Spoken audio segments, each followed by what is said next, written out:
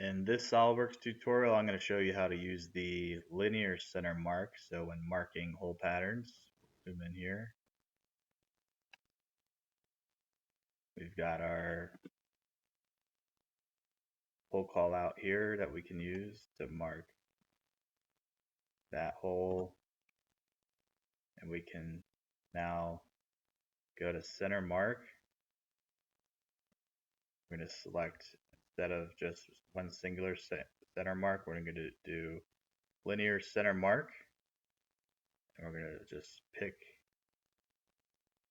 this whole pattern here. You can see it's marking the lines in between, all finished. And we can select OK.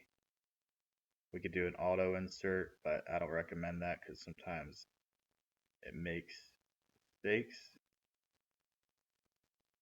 We'll select that.